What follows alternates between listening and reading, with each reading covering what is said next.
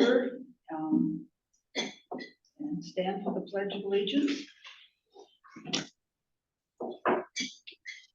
I pledge allegiance to the flag of the United States of America and to the republic for which it stands, one nation, under God, indivisible, with liberty and justice for all.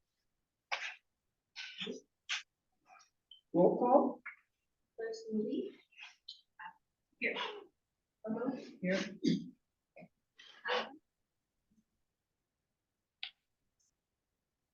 She's excused. She's excused. Mario. He's on the phone. And Isabel. Present. And then note please that Mr. Sugami is sitting there. For the vacant position.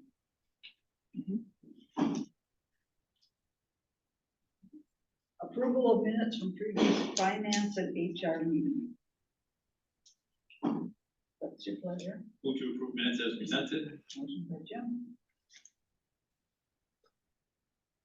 Do I have a second? Second. On the question, all in favor signify by saying aye. Aye. Aye.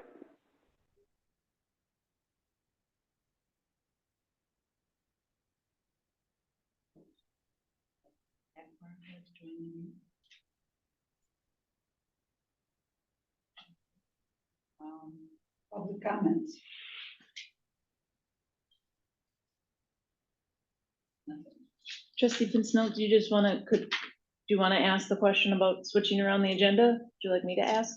Oh, yes, why don't Yes, as soon as I can be recognized by chair. yes. I didn't know if we were doing the public comments, so I'm not trying to rush your deal along. Go This is your ahead. show. Public. Very well. Madam Chair, I move to suspend the rules to change the order of the agenda due to some committee members having to leave early, which to move up item 11, 13, 14 in the closed session right after public comment, and then continue in the order of operation as presented. 13, 14, 15. We do 11, 13, 14, 15, 16 closed session, and then resume at number 6. Vote on that? Do we have to vote on it? I think in the past you have, yes, if that's a motion. I think Mm-hmm. you've made an agreement that you'll switch around the agenda. It's however you're comfortable. If you're also comfortable just doing it by consensus agreement, that's also okay. How would you like to do this, by vote or consensus? Well, a 2/3 vote on a second on the motion and 2/3 vote would let it happen. I'll second the motion. Okay, second one's gone. Okay. All in favor, signify by saying aye. Aye. Opposed? Aye. Carried. And then can I please verify again what ones are we doing at this point? Yes, ma'am. We move to number 11, discussion and or action on 2025 budget.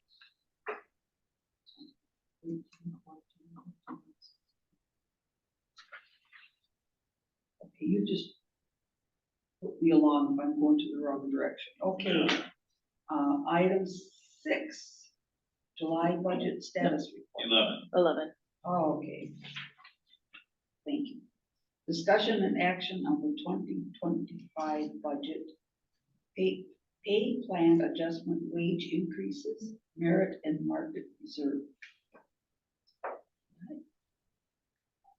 Okay, as we dive into the budget, we talked about this earlier. There's a couple different options that we can choose to look at. We're looking at the bottom line for our village budget. We're looking at wages in particular, 1.5 to 3% is what's being talked about in the community. And I gave the options of what that looks like for the village. 1.5 is a $39,000 increase, 2 is $52,000, 2.5 is $65,000. And there's different ways that we could split it, whether you want to do a cost of living adjustment plus merit, or just a merit, or just a cost of living adjustment. So I brought that item up to see what thoughts the committee has on that. I also just want to add the piece of, we talked about at the last meeting that finance and HR would do the wages, compensation and benefits, and that would go to board, but that we wouldn't have the joint meetings. So this committee wouldn't be seeing all of the budget process, that you'd really just be involved in the wages and the benefit piece. Jessica has a piece about insurance, and we can kind of cover that after we talk a little bit about wages, but just keep in mind, we would be looking for what to add to the salary chart first. That wouldn't impact actual wage increases, but what we want to keep our salary, our compensation chart, our matrix strong, what would be that percentage? And then how would we divvy up either this COLA merit or all COLA and then additional for merit piece? You lost me. So I got the 1 to 3% is what we're looking at, but then you said something about the salary matrix. Yeah. So the not impacting employees' wages in that perspective is just keeping the competitiveness to the market. Yes. Okay. Yep. Any other questions about this? Okay, what are your thoughts? I don't have a problem.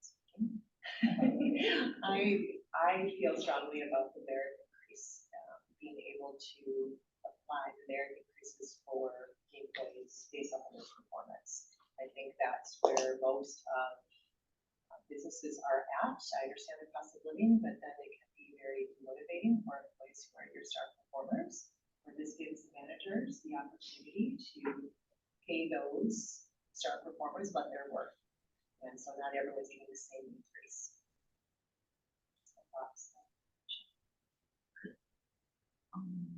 The only, well, and I don't remember very well this year, whatever, but where there was a supervisor that just about everybody had some merit increases, but there were a couple of them that didn't and felt bad and gave it to all.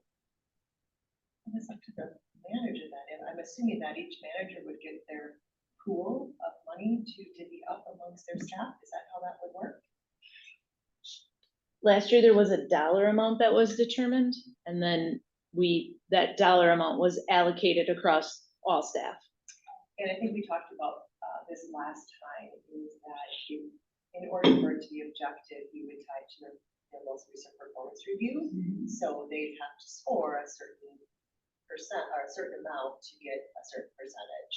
That way it's fair across the board, and employees know that they have to be performing at a certain level in order to receive that pay increase. Yep, and the performance evaluation, the second look of that draft is on the agenda for this evening. The article that Trustee Ermeline is referring to was a City of Wausau. Okay, I couldn't remember where Article. I read it. I don't, it's not good or bad, just one difference, private to public, is that all salaries are released, right? So that piece of, I think sometimes there's a consistency piece that we try to achieve, especially when we put into the salary matrix, because it's a known subject. I think part of the problem like that I have is maybe it's more training that's needed, but every director has a certain level of expectations and they're not all the same. So all of a sudden, one department's looking at it, why is he getting that increase? Because they know that they're working very similar, but that department director has a lower expectation than maybe a different one. So I think that's part of the problem, because as going back to what Jamie said, it's public knowledge. People find out that who all got increases and who it is. So I think it's maybe something we need to work on, but just one of the problems we have with 100% there. If we use that new matrix, though, everyone is graded off the same matrix, right? So wouldn't that take some of that surprise out of it, hey, look, Joe, you're scored 1 in everything, so you're not really cutting mustard. And Susie, you're 5s on everything, so that's why Susie got an increase and you didn't. But if some person puts in the same amount of effort, more or less, but one director interprets it differently, that's where the difference comes. But we do this here, and everything's on performance management, merit, all done off of all of our performance management, our goals and all of that. And the only way to get a merit increase is if you are going above and beyond in your job. Not just doing your job is what you get paid for. If you get a merit, it's because you have taken on extra things, you've come in to take care of something outside of the ordinary. Otherwise, every single employee really believes that they deserve a merit increase. Every single employee believes that they are exceeding expectations. And the truth is, very few of them are not. So we have a structure that if I want to give a merit increase to one of my employees, I have to talk about it with my VP, and my VP then has to talk about the president. It's not just like I don't make the decision in a silo. I have to talk about it because they're going to see different things, and especially having a strong HR department, which we do. They also get to weigh in because if there's been some other things going on behind the scenes, they will also say, hey, well, you might think this, but there's some other issues going on here. So it's not done by one director, but the director who oversees is the one that really should be kind of initiating it and saying, okay, I know that this is what the application, I'm documenting. That's what we've always had, is the documentation for merit increases, as long as I've been on here, is really critical because it's to protect the village. You have to have that strong documentation. So if you don't have it, I wouldn't be giving merit increases if you do not have that documented throughout the year. It's just my position on that. This is a very tricky area, and the easy answer is give everyone the same percentage. That's the easy answer. The hard answer is withholding some back for merit. Because I know in the past, we've had people that did fantastic in their job, but that was That's what they're their getting paid job, for, you yeah. know, and that was my stumbling block was, well, that's what we're paying you for. I mean, you want to underperform, but if you're performing at the top, but if you, like you said, did something above and beyond your job, that's where the merit to me comes. Yeah, I think the documentation is critical. In the past here, there was a cost of living adjustment, and then willy-nilly, we're gonna give this person additional 1.5 because they're great. Yeah. So the performance review, I know we're doing that later, I think will really help justify if you decide to do full merit or a combo, you'll at least have some justification as to what would constitute that merit increase. But I think how many employees, 35? Around 40. Around 40, I was close. Yep. You know, you're big enough to differentiate your performance. I'm sure not everyone performs at the same level, and those high performers would probably appreciate that merit increase. Well, I kind of, the supervisor would have to take it, say to you, and justify why he feels or she feels that this is a merit increase. And you would look at it at a more neutral view. And then that may solve some of the problems of what you're saying is that, you know, you didn't do it and yet somebody else performed about the same in a different department, but they gave it. So I like that idea. And you may not be in a position to do that this year because that tool is new. I don't know if you have a tool right now to apply that. So this year you might need to do a cost of living, but then going into the next year, you have a performance review tool. You do some training on what constitutes so that all your managers are on the same page, and then you go into the merit increase process the next year. Just think this is a transition year. Well, and we did have the merit market tool that we utilized last year. That seemed to work well. It can be perfected, right? But that would be, so we have a starting point for that. I think the next piece was getting the evaluation updated. Hopefully we do that this evening, or we make slight tweaks to that. But then I do like the concept of it. There would be some sort of, if we call it COLA or adjustment, but there would also be that adjustment to the scale. I think last year, because the market study was new, we really had more market than we had merit, because we had people that if we would have had to hire them, if they would have left and we would have had to rehire, we would have had to hire at a higher rate for those skills. So we market adjusted people with the salary study being done.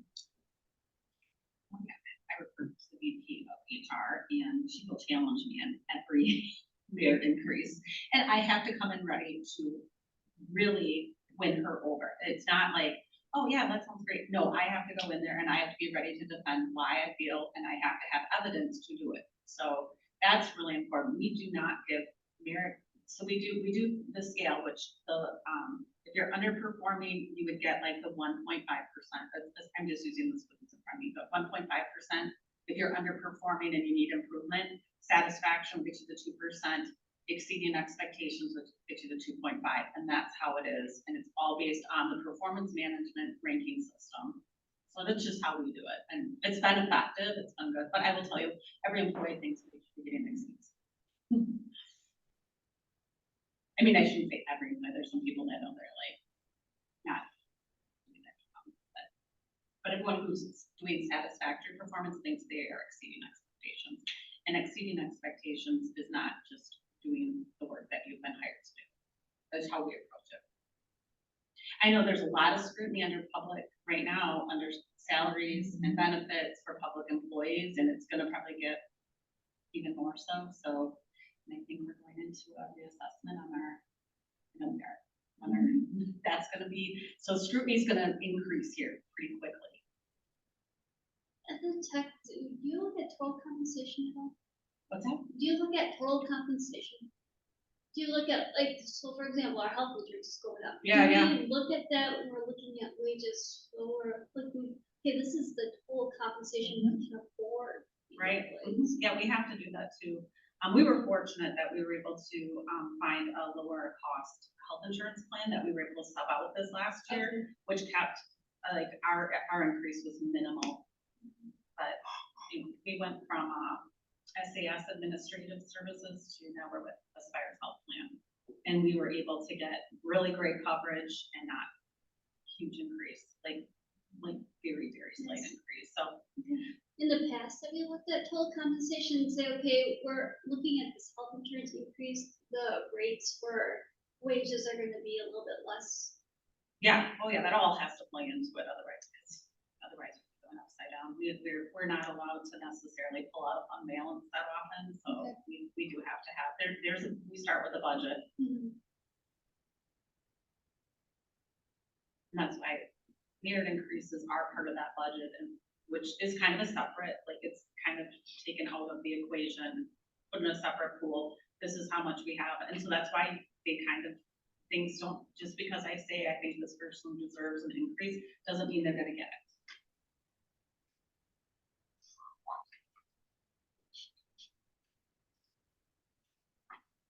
The other piece, do we want to talk just briefly about health insurance under this one too, or is it, do we want to, going back to my agenda?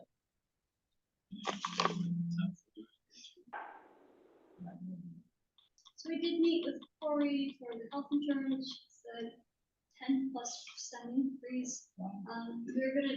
She's gonna go back and work on some numbers to see what kind of different packages we could have, if the village decided that's not an acceptable increase, what other plans are available that would make that 10% look like 8% or something lower. The other option too that we can look at is to change the percentage. Currently the village pays 85%. We could adjust that number to make the impact to the village less. Just looking, see what thoughts are. We're gonna actually bring more information back next meeting, but start the thinking process on that. Do you have a traditional insurance or a self-insured plan? We are self-insured for dental, but we offer a traditional and an HSA plan through the co-op with Spectrum. So we're part of a co-op. And the co-op has already done some vote for plan changes. And so as long as we stay part of the co-op, we couldn't make additional plan changes on top of those as part of being a member. Madam Chair, Trustee Consult as a whole. Yeah, so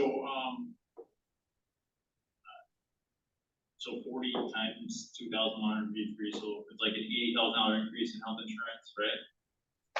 And 40, 50, 60, I think it's 70,000. around 70, obviously not everyone has family, because they just throw out the family Sure, number there. okay. So we're 70-ish on that, and then 40, 50, $60,000 on potential pay increases, where does this money come from? Get $110,000 or $150,000, where do we get that? Because as every department said, hey, you know what? I know that a loaf of bread is gonna cost more in 2024 than it did in 2023, and so I've played my cards so that I can't increase revenue yet, right, because I didn't increase fees or any of this other stuff. So I had to decrease expenditures in order to make that happen. How have we as a department, or each department said, hey, you know what, I've got 10% of that, so I have to save $8,000 in my budget if we're gonna look at taking care of our employees this period, this next budget year. Have we all done that? Is that a thing? Is that this new? We've started the conversations with the general fund budgets. So with our net new construction, which is a good segue, that's also under this agenda item. With our net new construction, we can probably bring an additional $70,000 of levy, around 70. We would have some additional in shared revenue with our increase that we get every year. Is that enough to cover both of these? No, but we also don't know what the number is. So I think that's why the budget is always a little bit of a chicken and an egg. We don't have that final number. Spectrum gets that number from the companies on September 1st, because they're waiting as long as they can to get premium data in to reflect what the loss ratio is for them. And then where are we kind of sitting with the wage conversation, because then we can sharpen the pencil, so to speak, on what does that really mean for each department. But all of that aside, so from January 1 to August 19th, has there been any like, hey, we know it's gonna cost more in 25. What have we done in our department to reserve that cost, save that cost, cut costs? I have dollars left in my budget that, you know, I have to raise taxes, or because that's what you're saying when you say additional net new construction, you can increase the dollars that you charge taxpayers, correct? So it's a very simplistic way of looking at net new construction, because net new construction or 0% is all that you can raise levy. And when you think of $70,000 across all of the properties, especially in a reevaluation year where the mill rate will likely come down, every indication that we have is that the mill rate would come down. It likely is going to be steady, or residential will be steady, maybe slightly more because of reevaluation. So it's not as cause and effect as because you have net new construction, you're raising levy. We know if we would take new construction, it's about $70,000 that you can add to levy. And we have to be aware too that the assessments on commercial is going down. Assessments on commercial will go down, but again, as the mill rate goes down, the base spreads out. So we do expect that residential will see that slight increase because of that, but the cost of residential in properties and the increase is what's causing that. The properties are worth more too. So I guess I look at this where you're saying all of it being merit. I don't know how I feel about that. And that especially if we don't have a real handle on merit. We can afford to get any with a 10% increase in health insurance. Well, I think the conversation with health insurance is, are we going to keep the same divide that we have now? Or is there a conversation? Last year, the village took up that entire 10% increase. It shifted into the staff. No, Didn't we got the split the same, right? It's We split kept the the same, but 85%, so we didn't take the entire 10%, right? We took our 85% of the 10%, and the employee took 15% of the 10%. That's pretty significant. But it's gonna be the same this year?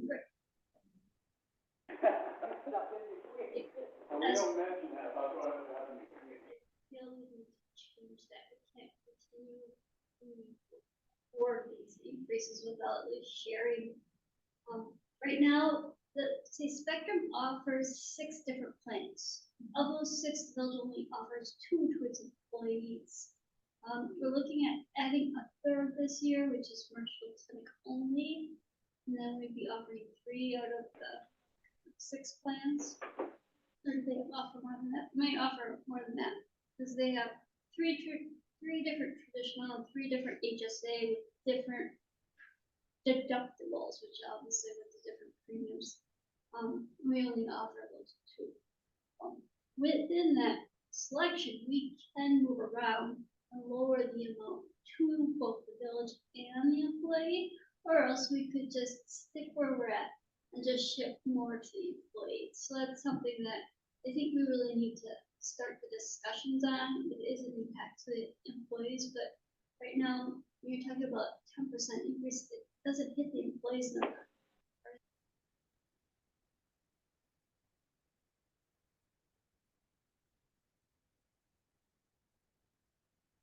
As an employee, so I'm looking at, okay, so I'm gonna have, if I pay $300 a month now, it's gonna be 330. Right. If it's the same split and if I get a 10% increase. But if you change that split to 80-20 or 70-30 or whichever, it's not a $30 increase for Jim. Right. This is now a $100, $200 increase. Now it's like, okay, well now it's looking really good. Go to the county or go run my own deal or whichever. Our insurance is very favorable. We have almost all the employees that come to the village of Weston as new employees take our insurance. So we know we got a good plan going. We don't wanna fully move, like push people off, but on the other hand, we need to start sharing. Do you charge surplus for spouse? That is something that some employers do. I don't believe as a public entity we can. I think you can. At the town of Mountain, when we did a spousal carve out, not a ton. Spousal carve out is if your spouse has opportunity for insurance, you can charge more for that to be on yours. We'll have to check it with Spectrum and see if it's an option. But It really doesn't change the plan as a whole, just the town was able to do that. It worked out well. We did not have a lot of employees that had other options, so I think we only charged that funds from like a couple spouses, but the rest did not have an opportunity to have health insurance. they were charged extra then, a different rate, a different percentage break. If they It's had like an a- option, It's but like, it was like a tax, like it's an extra $200 a month if you're, yeah. I was thinking, right term, I was gonna say white, but So I think One of the things we did at North, when I was at North Central was kind of nice. We had an opt-out program that actually shared the savings. And a lot of people took advantage of that because, okay, so it's, I don't know, let's say $8,000 is what the village is paying, and what our Central did, I don't know if they're still doing it because I haven't been there for a while, what they did is like, oh, if you opt out of the insurance plan, they're gonna save $8,000. Hey, we'll give you $4,000 to opt out, and it actually was a big savings plan. And that was a large organization. Legal hoops to jump through to do that. Yeah, and they've been doing it for years and stuff. Oh, did they? Cause yeah, I mean, I've been on the North Central, but they were still doing it when I left. Yeah, you can do it, there's just a lot of legal things to be.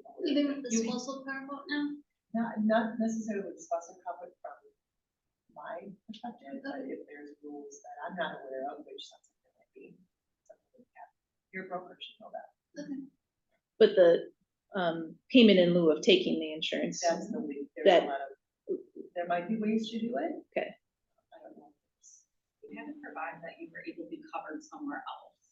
You couldn't just say, I don't want to take insurance at all and go without insurance, but you had to be able to prove, I collected it for years, which was wonderful. We took around my husband's insurance, so we bought our business. And I had to take it up and I lost my payment, but it was really nice because it saved significantly because a lot of people opted in and they did the math and they opted into that program. I don't know if they're still doing it. I haven't. Okay, check with the broker. I thought last year we had checked about a opt out of insurance number, but we didn't pursue it. We needed a certain number to opt out, and we would get it. Okay. Yeah, something like that. Yeah, there's a percentage, so it's not discriminatory. Okay, so where are we at? Has your broker ever looked at self-insured option for your health plan? We did ask about if we went out on our own and what that would look like, and we would have to do the form fire for everyone. I think we're waiting for the September one and to see what we get back. We know in some aspects, we're stronger in a larger group, but in other aspects, we might have lower claims on our own and be able to do that for a while. Then you're shopping for stop loss coverage. You can pick your payout limits, whether it's $100,000 cap, and then they cover the rest, but with laser people, something, I know large employers usually are better off with self-insured option. What county had,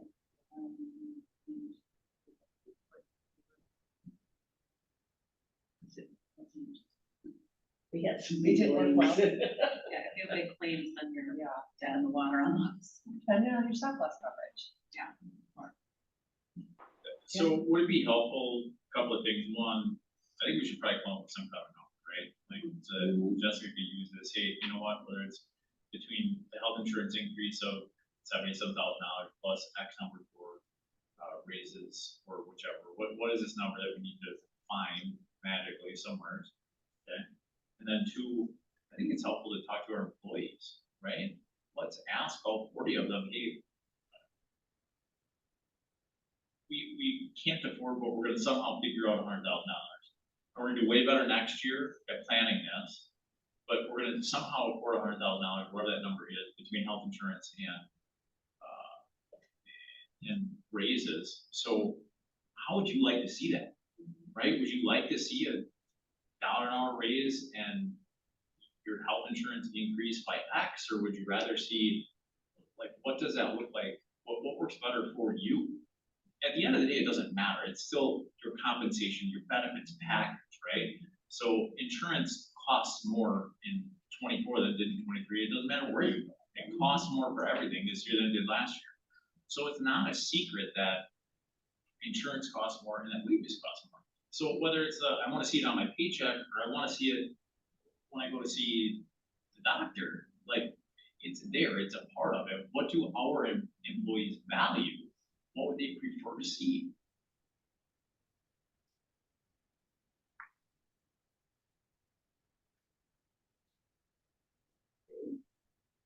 So We you need can- a we can- motion, or- We can put out a survey and ask the question, absolutely. I think maybe break it down, show like, hey, just use a generic employee, not any of our actual employees, but Joe at Burger King makes $20 an hour and he has insurance, and that insurance costs the business $25,000 a year to have Joe have insurance. The business pays 85% of that and Joe pays 15% of that. So at the end of the day, it costs $90,000 to have Joe here every year. So of that, now that is increasing by 10%, we don't have those dollars to do that. But how would you, Mr. Employee, or Ms. Employee, or whatever, age, sex, gender, whichever is, how would you like to see that on your pay stub on Friday? Because it doesn't change the amount, it's the same money, it's just in a different basket. We can pay 100% of the health insurance, it's just your wage goes down. Well, what, if you're looking at that, what are you looking at as far as wage? I think we need to come up with that number, whatever that number is. If that number is $100,000, that number is $50,000, that number is whatever that is. And then when we as a committee are comfortable with that number, then you work backwards and say, hey, we have this number to work with, and this is what we're approving. We have $74,000 in healthcare that is increasing. So if that number is $75,000, that means we have $1,000 between 40 people for raises. Or we could have $74,000 for raises and $1,000 for everyone's healthcare, meaning that you won't be at the 85-15 split anymore. You're going to be at something else. But it has to be crystal clear to the employee. Like, everyone that works here is smart, they're not dumb, they get it. But I think it has to be laid out for them to be fair, because the first time someone told me that concept, I'm like, what do you mean that's, no, like, it actually costs more, the employee pays, or the employer pays a boatload of money for your health insurance. People don't see that, they're like, it's another $30 a month, this is ridiculous. Okay, so do we wanna do a motion or just? If there's a, Just come back. Just come back? with it? Yeah, Okay, we'll have some more better numbers next time, and we can put a couple examples up there too. Depending upon what the employee wants, and right, we'll have a better budget, and we can tell you, yeah, right now, the way it's looking at, we have a deficit of $50,000, how are we gonna plug it? Or if we come back and say, you know, we've got a really nice balanced budget with these numbers in there, what do you think? because this is kind of, we really don't know where we're at, type of thing. A good conversation. Okay. Okay, so then that will be put on the agenda for next month. You need a motion for that, we'll do for action on, no, it's budget season, so we're good. very well. Okay, so then the net new construction number, update on capital improvement plan. And the net new construction number was just included in the packet. We included all of Marathon County in the packet. Here we go. Just reflecting the village of Weston was at the 1.67%. So our levy increase could be 0% or 1.67%. But we included all of Marathon County. It's just a helpful tool, but these are finalized. They were finalized as of August 15th. And then capital, we just wanted to include an update. This was previously approved last year, a 2-year capital plan, but there's just been some updates to numbers and projects. So we did include it back into the packet. This is also on the board meeting tonight, and we were just looking for an acknowledgement that the updates had been made to the plan. I have a motion to acknowledge, update the capital improvement plan. To acknowledge the updates in capital improvement plan as presented. Second. So I'm just gonna add on quick to that. So the plan is next time, we're gonna send this off to our financial advisor. And he is going to be coming up with the financing plan for this project. And then what the finance committee's job is to say, yes, this financing plan with these projects is affordable to the taxpayer, or else you can look at it and say, you know, these increases are really a lot of money. I think we're gonna recommend to the board that something needs to be cut to make this more affordable to the taxpayers of the village. So this is what's in there right now, and then we'll be bringing it back with the financial analysis hopefully next month. Are we having any debt falling off that we can, no, okay. Because I know we have at different times, we were trying to keep it level that we didn't. We are still trying to keep it level, so when our financial advisor structures our debt, he steps it, so there's room for the next year to add more on without a large increase. Okay, any questions on that? The additional no, we weren't gonna do that one, were we? That's gonna be for later. Well, I think we had a motion and a second. Did we take a vote? Yes, no vote yet. Oh, I'm sorry. Okay. We have a motion second. All in favor signify by saying aye. Aye. So carried. Okay, now, we are done with item 11? Yep, we'd go to 13 now. Yes. That's what Item 13, discussion and or action on amendment to job description for the deputy clerk 3 administrative support specialist position description. This is really, it's a clarifying item. There was a position description, but it just wasn't a strong position description. So Clerk Frame worked to outline a better description for this position, and it was included in the packet, and as part of the process, it would be approved by this committee. So if there are questions, Clerk Frame is also here. So nothing changed, we just made it reflect what's actually happening versus when it was written in 2016 or something. Right. Thank you. Hey, what's your pleasure? I'll make a motion to approve the job description as presented. Second. On the question. All in favor, signify by saying aye. Aye. Opposed? Aye. Item 14, discussion and or action on creation of associate planner position and a position description. So we currently don't have an associate planner within our matrix, within our compensation matrix. This would be the addition of an associate planner into that matrix.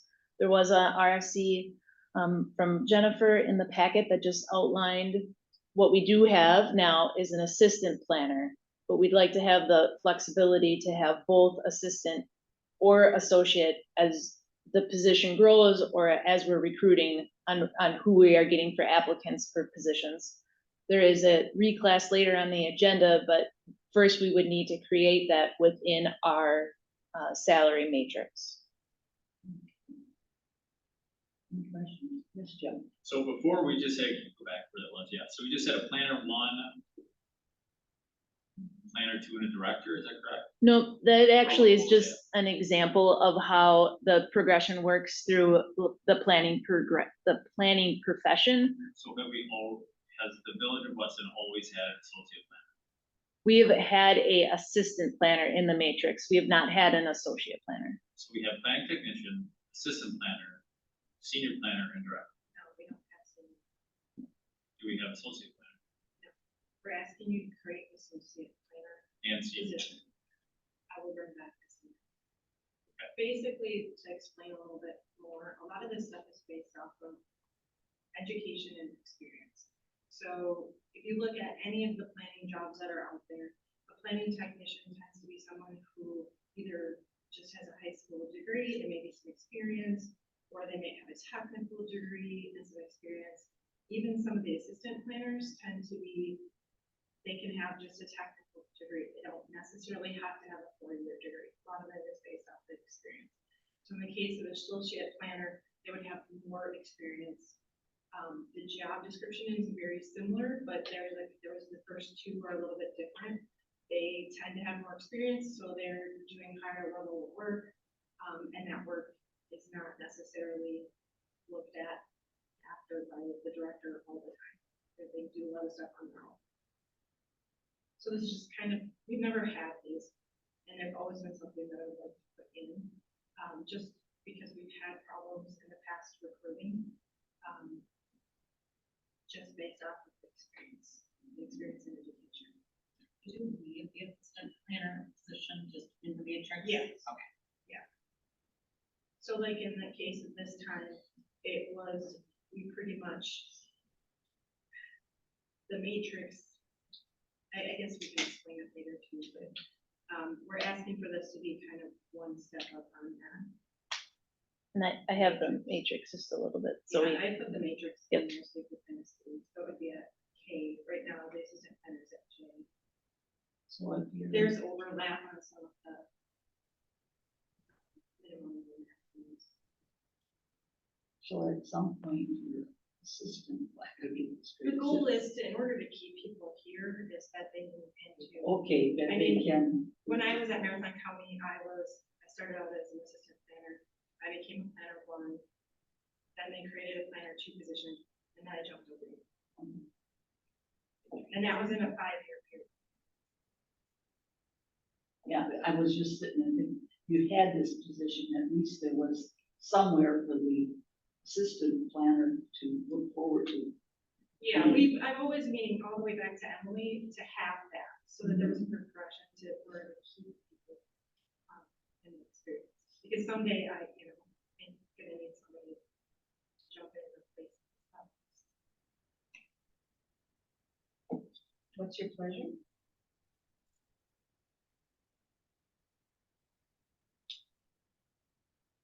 Recommend the board of trustees approve the job description of associate planner as presented. Second. On the question? All in favor, signify by saying aye. Aye. Opposed? Aye.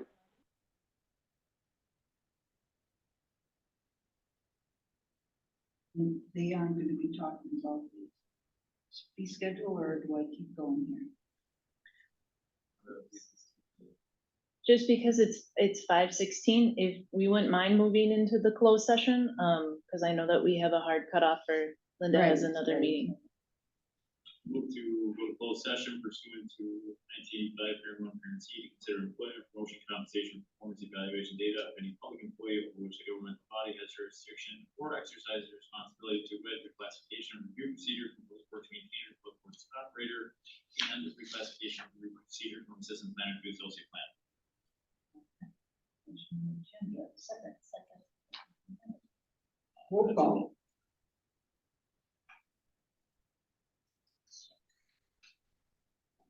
Movie. Arnold, Aye. Patrick. Hank. And now, And Yes. Steve, I apologize, but I have to put you in the waiting room for closed session. Hang with us and I'll let you back in. All right, thank you.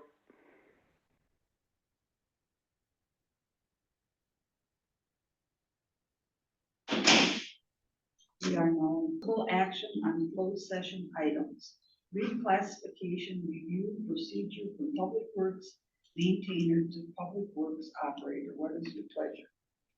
To approve the reclassification from public works maintainer to public works operator is discussing closed session, and to approve the reclassification from assistant planner to associate planner is discussing closed session.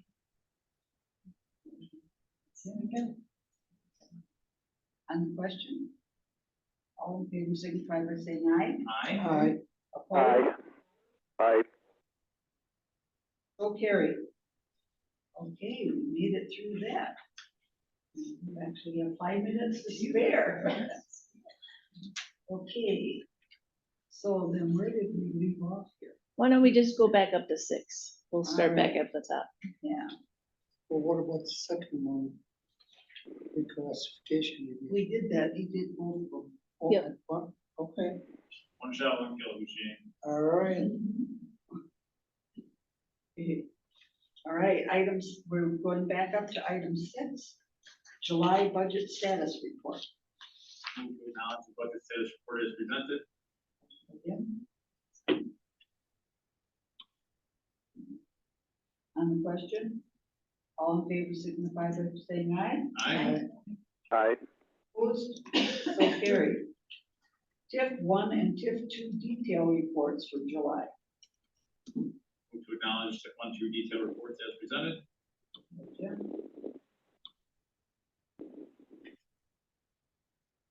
Do I have a second?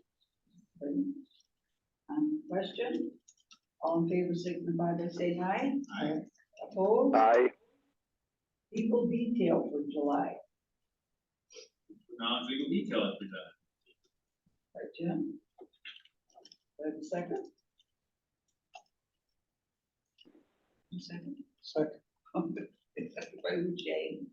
On the question, all in favor signify by saying aye. Aye. Opposed? Aye. Carried. Educational presentations and reports, review the 2025 budget process adoption schedule. So there was a memo in the packet and there was a calendar included. Again, it's probably more related to board than to this committee because I think we'll keep our regular meeting schedule and we'll feed in those 2 items, the wages and the benefits piece, but we just wanted to make sure that you guys were also aware of our goal on timeline to get it all accomplished. So the ultimate goal is that on November 18th, which is our regularly scheduled board meeting for November, that we would be voting on the budget And that would mean that we would have to do our notice to the paper on October 27th, because you need a 30-day notice for your budget hearing. So we would be looking to have budget in the form of notice by October 27th. Yes, and that this committee really, said is not involved in that portion, we'll just be having our regular meetings, right? Regular meetings, yes, but But for these five, it's us. Yes. yeah, We'll so do that in board. that would be, I'm always a month ahead in my head right now, I'm not sure why, but really next month and then October. So it'd be 2 more meetings that we would really be looking to have that benefit and wage piece in a number that's presented in the budget, which by next month we can bring back, what are we looking at this point, but we just wanted to keep the committee apprised of the timeline. Do you have anything to add? Will you have those numbers by September 3rd? We know, the benefit numbers, we know that Spectrum gets them on September 1st. I think at September 1st, then Spectrum does a communication back and forth to say, is this the best? I don't think they negotiate a little bit back and forth. So I don't know about the 3rd. So that first meeting then, August 26th or September 3rd, we'll be discussing. We don't have those numbers yet. The rest of the budget. Okay. Yeah. I mean, we can ask the board their opinion too, when we talk about wages. Obviously, the board has the final decision on the wages and benefits, but I mean, obviously, input from this committee is what the board wants. We'll be presenting to them also on where we're at. So we're looking for all these meetings for us to attend. No, it's just an FYI. Yeah, yep. Just the regular 3rd Monday. I just saw some of them saying start earlier. Yeah. So with that item, then we can go to old business, item 10, discussion and or action on feedback on the updated draft of the annual performance review form. So an updated draft was included in the packet. I did include an RFC that just talked a little bit about, this is your second time seeing it back. All of the categories are flushed out with that outstanding, engaged, and unsatisfactory language. And the piece about if there are individual that had come up at our last meeting, if there are things that are individual to the department, Public Works is really the only one that has that separate matrix. The other department heads were comfortable with including that into that employee goal evaluation, and their reflection then back on whether those goals were what, as a department head, they wanted to see from that employee, or if they wanted to add additional goals. And then Michael will just attach to this the matrix that he goes through with each of his Public Works staff members. And then there's a space in here to indicate if that is attached to the evaluation. Just so we know when it goes into the personnel file that if it's checked yes, there should be that attachment of that matrix with those skills. Any questions or comments? I think one of the things you might want to just reiterate is the comment section. When these are completed is probably more critical than the scoring. Yeah, and I did add in that they're required. They're required to do comments and answer the questions, both employee and supervisor. So there's a narrative piece to each one.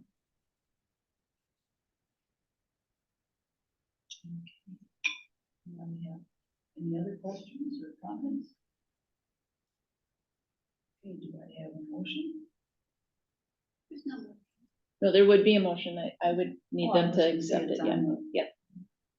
To approve or deny the new annual performance review form.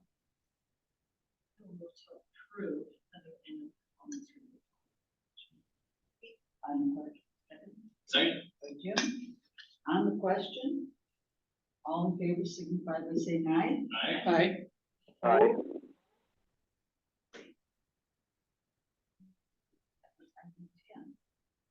And we're down to item 12. Am I following this correctly? You are. Okay, Great, you Barbie. keep me on the narrow there, Jim. Okay, item 12, additional lease of space opportunities for village-owned properties. This is just a continued follow-up. Trustee Snout had asked about what are some other properties that the village would have that might have a different use, maybe a lease opportunity, a rental opportunity. And so we had put together kind of a interactive map. I say we, Nathan put together an interactive map. We did find 2 corrections on here. One is this property down here is not a saleable property. Jennifer clarified that's an outlot to the original plat, so that's a wetland, so that would not be. And this property here is part of Prohaska Park. Again, it's dominated by wetlands, and so it'll be added to this Prohaska Park development, and was part of that master plan for Prohaska Park. But this is really just to show, are there any other assets that the village might have that would have a different leasable use? So we really have 2 parcels, right? There's 2 parcels left because everything else of the village owns is sold. Or utilized as, yep, And yeah, the other ones are leased for the billboard deal, right? yep, the other one is the billboard lease. Do you have a copy of the lease arrangement for the driving range? Hope it's not written by the same guy that did it on Weston. Yeah. We get that for next meeting, or before next meeting. Yep. Thank you. Are these 2 parcels in the business park listed? I looked this weekend and didn't see anything on that. I didn't see Marathon Savings Bank is building, you know, about it, I could probably do, you know, all of it. Okay. Well, they're already leasing space. I would do that. But I guess what I'm It's saying coming, is, so they haven't got through. I searched for these parcels. Yeah, they are virtually, on- They don't exist, Yeah, but I found a building that I know nothing about that says, hey, here's my stuff, and they're it's on available in the, Weston. they're on the locate for Wisconsin. You have to go in there, and on Friday, it went off, so I have to go back in on Friday.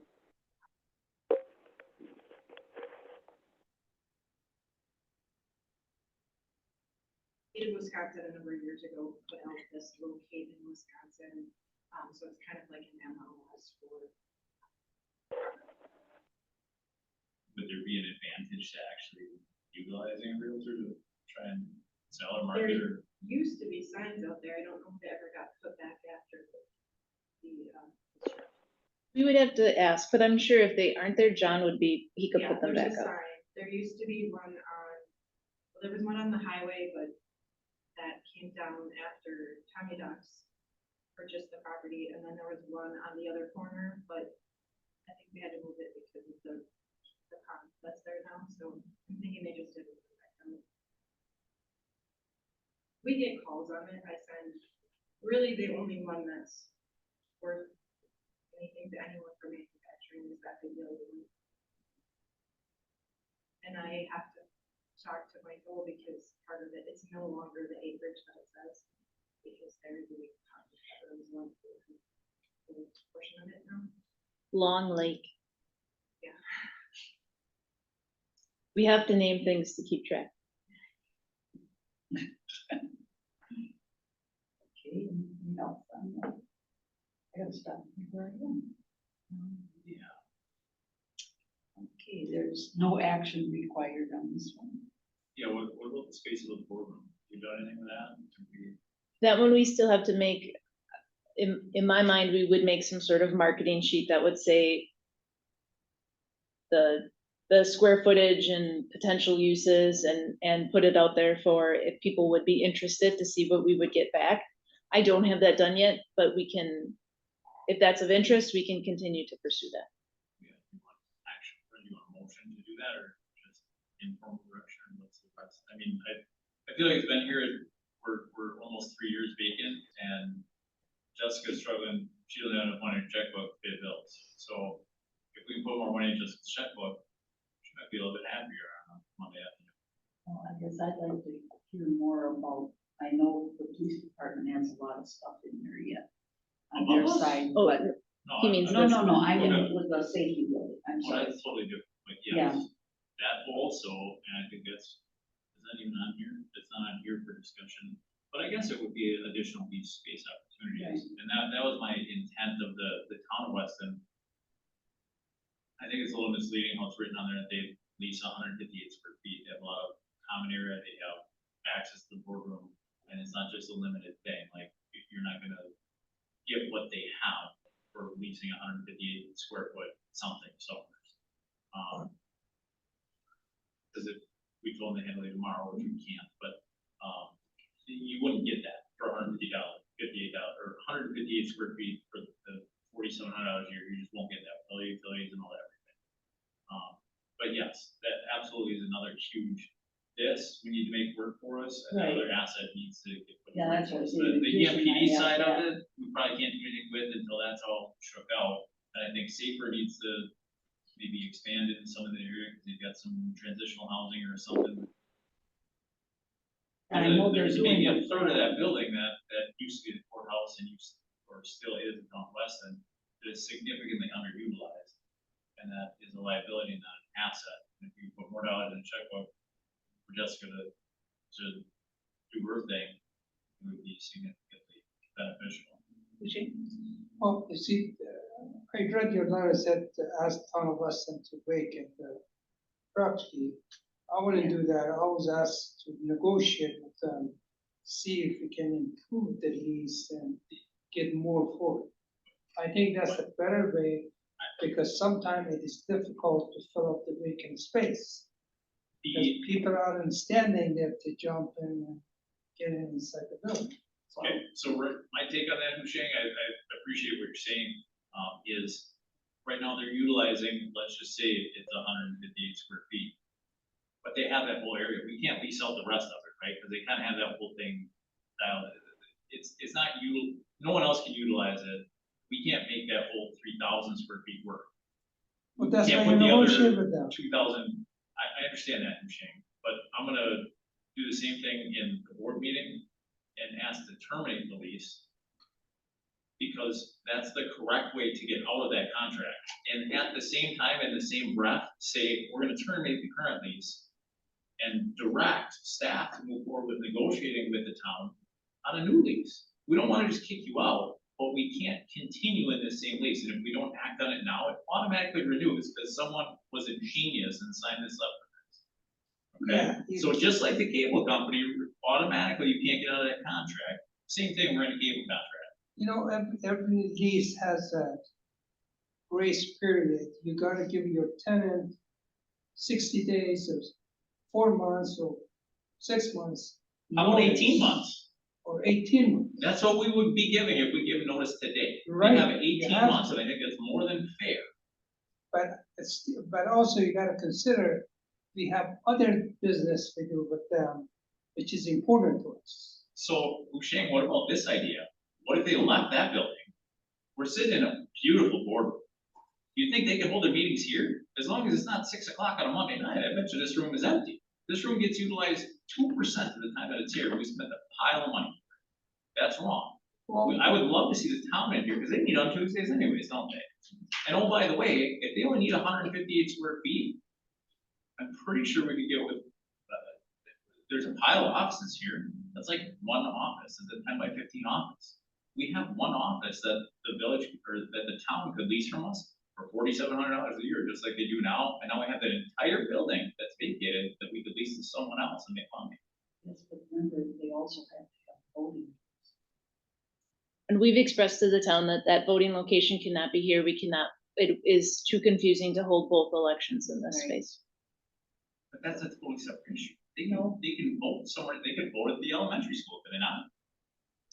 That would have to be a conversation they'd have to have with the elementary school and the security. Dale's Weston Lanes, I think I remember there was somewhere else around here that we used to vote at Dale's Weston Lanes, and it wasn't even all that long ago. In fact, it was like 2 years ago, we had all our elections there. Just because it's 5:42 and we do have the board meeting at 6 and it's an agenda item, we might wanna save that conversation just for the board meeting, just because we have a couple more things that I know that we wanna look at. I don't wanna rush it, but it is part of the board agenda for tonight. So, okay, did that one have an action? I'm sorry, I didn't. Go I down. think trustee Pincinel wanted to make a motion about the space upstairs, a direction about the space upstairs. And to direct staff to explore opportunities to lease the available space above the boardroom in the 4747 Capitol's Road building or lease. Yeah, do I have a second? Okay, on the question? All in favor, signify by saying aye. Opposed? So carried. Now, is this actually a recommendation to the board? Because we can't make that decision. I just haven't think when we're doing this. We are a committee that recommends. Well, I think the assembling what it would look like to put out for lease could be done by this committee, but ultimately the decision of who we would lease to and what that would look like would go to the board. Okay. So did we go through all items other than? Number 15. Okay. Oh, yes, discussion and or action on review of fee schedule. For this item, we had hoped to have you, just want to let you know we're still working on it. We're definitely going into, realize there's more that needs to be done to bring it back. So that will be coming back next month. Updated fees would start as of January 1. Yes. That's an overall piece of the budget picture, so, we just wanted the committee to have an update that we're looking at it seriously, and but us delaying, we would still implement them January 1. Where did the numbers in this metric, is 12.5 for health insurance and for 12.5 for wages and 21.9? Is that actual cumulative, like I took compound the- interest, or that's, hey, we had 3% this year and 4% next year, so we had a 7% increase? No, you did. I took a number from 2020, subtracted the 20. Okay, perfect. So it is a cumulative, it's not just a. Yeah. Thank you. I figured it's pretty good. And you have nothing on this draft of what you're thinking of, like what? The intention was to send a draft out, and we kind of delayed because all of a sudden we give you something and it's only somewhat done, and then you would ask us, what did you change from the last draft you gave us? And the number of changes would be so significant and time consuming that it's better not to just give you something that is only half marked up. We wanted to give you something a little bit more finalized, so when we look at it, there's not gonna be significant changes until the final draft results.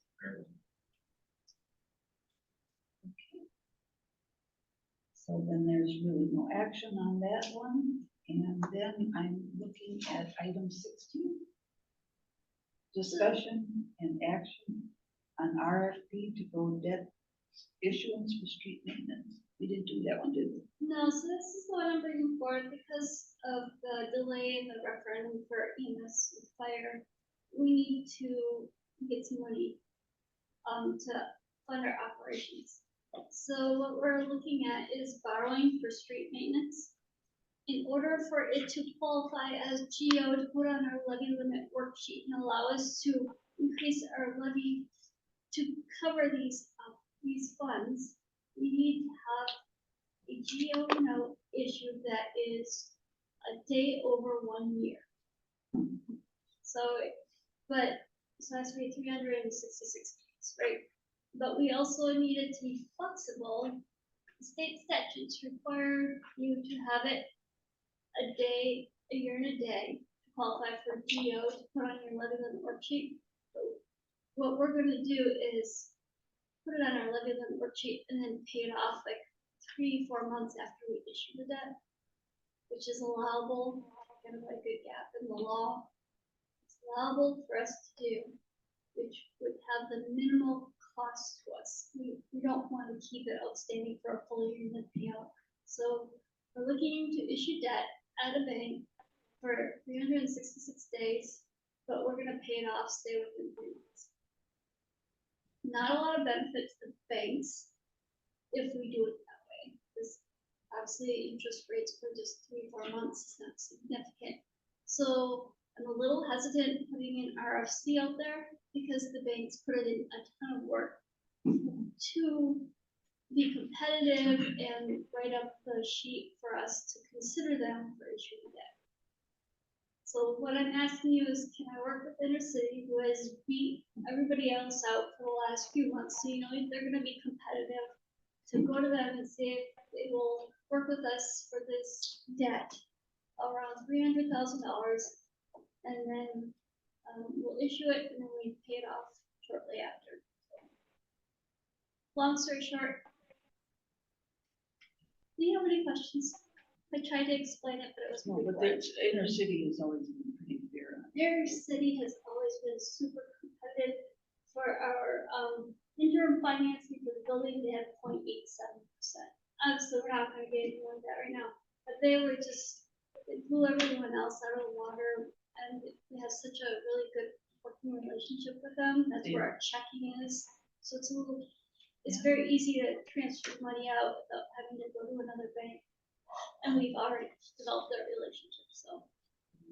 And to them, that it was from that time on, they always worked very hard at keeping us. They do. And like I said, I'm a little hesitant making other banks really work and go through the RFC Right. process, because there's not a lot of money to be made on this very short-term debt that we write. So what's your pleasure? Would recommend staff start the conversation with Intercity to issue a note for street maintenance in the amount of $300,000. Yeah, do I have a second? Second. Shane? Second. Okay, on the question, all in favor signify by saying aye. Aye. Opposed? So carried. Okay, now, got that one crossed off. That looks like I'm done. Yep, you can go to. Okay, remarks from staff members, from committee members. To me weird, I'm making this seem one of the next 2 meetings we have. Third Monday is our district board meetings, and so I get called in to meet with the district board every so often. So this is kind of, it's hit or miss if I can come up, if I'm being asked to present stuff. And just, Song will send out the RSVP, and if you know when she sends it out, just let us, just put, won't be there. I don't know, like, I didn't even know if I was presenting that on Friday, so I kind of delayed. Our agenda didn't come out for Friday. Well, as long as you just, whenever you Yeah, know, let us know let Monday. them know. Okay, okay. Just So wanted that to be when aware. we have the meeting, we know we're going to show. Because we can always have a board member sit in. Perfect. So we I can will let you know as soon as I know. Any other, Jim or Shane? No, thank you. Okay. Mr. Mylan, are you have any comments? Mylan, yeah. Steve, anything to add for under remarks from committee members? No, nothing at this time. All right, thank you. Okay, so I have no comments.